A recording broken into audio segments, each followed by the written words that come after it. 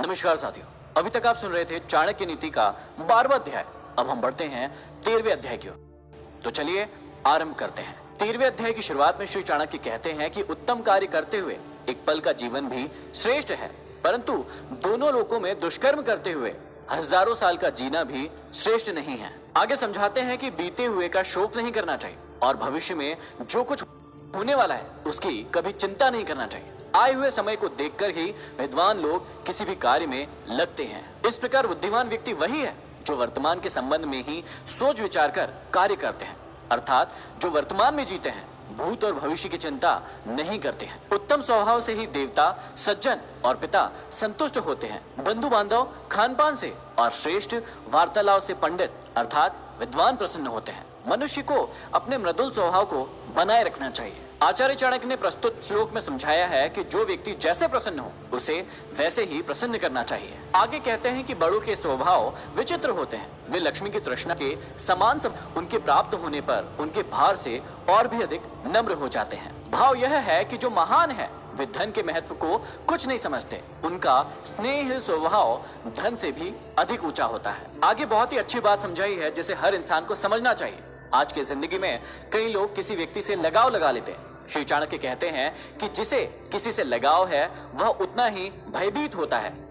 दुख का जड़ लगाव है, अतः लगाव को छोड़कर सुख से रहना सीखो। आगे समझाते हैं कि भविष्य में आने वाली संभावित विपत्ति और वर्तमान में उपस्थित विपत्ति पर जो तत्काल विचार करके उसका समाधान खोज लेते हैं वे सदा सुखी रहते हैं। इसके अलावा जो ऐसा सोचते हैं कि यह होगा वैसा होगा तथा जो होगा देखा जाएगा और कुछ उपाय नहीं करते, वे शीघ्र ही नष्ट हो जाते हैं। यहाँ चाणक्य ने कर्म करते रहने और भगवान के भरोसे ना बैठे रहने की बात कही है। उनके कहने का भाव यह है कि केवल भाग्य के भरोसे ही नहीं बैठे रहना चाहिए। विपत्ति आने पर या उसके आने की संभावना होने पर तत्काल उपाय कर लेना चाहिए। जो व्यक्ति विपत्ति को भगवान की ओर से रचा गया भाग्य कहकर उसे समाप्त करने का उपाय नहीं करते वे नष्ट हो जाते हैं। आगे कहते हैं कि जैसे राजा होता है उसकी प्रजा, आत्मा राजा के राज्य की प्रजा धर्मात्मी, पापी के राज्य की पापी और मध्यम वर्गीय राजा के राज्य की प्रजा मध्यम अर्थात राजा का अनुसरण करने वाली होती है। आगे समझाते हैं कि धर्म से विमुख व्यक्ति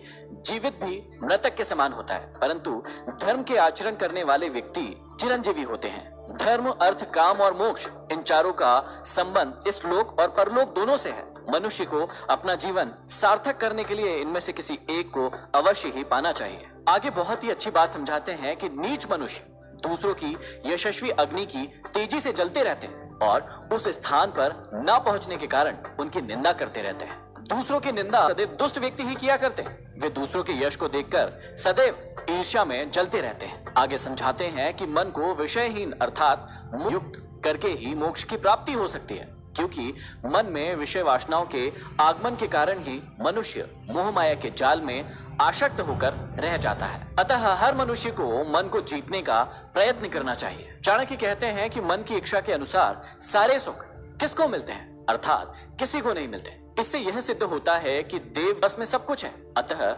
संतोष का ही आश्रय लेना चाहिए। आगे चाणक्य जीवन की बहुत ही बड़ी बात समझा रहे हैं कि जैसे हजारों गायों के मध्य भी बछड़ा अपनी माता के पास आ जाता है, उसी प्रकार किए गए कर्म कर्ता के पीछे पीछे आ जाते हैं। मनुष्य जैसे कर्म करता है उसे फल भी उसी के कर्मों के अनुसार प्राप्त होते हैं। अतः सदैव अच्छे कर्म करके ही अपना जीवन सुधारना चाहिए। कहते हैं कि अव्यवस्थित कार्य करने वाले को न तो समाज में न ही वन में सुख प्राप्त होता है, क्योंकि समाज में लोग उसे भला बुरा और निर्जन वन में के कारण भाव यह है कि ऐसे व्यक्ति को ना तो घर में सुख मिलता है और ना ही संन्यास लेने पर सुख प्राप्त होता है। समझाते हैं कि जिस प्रकार फावड़े अथवा कुदाल से खोदकर व्यक्ति धरती के नीचे से जल प्राप्त कर लेता है, उसी प्रकार एक शिष्य गुरु की मन से सेवा करके ही विद्या प्राप्त कर लेता है। फल कर्म के अधीन है, बुद्धि कर्म के अनुसार होती है।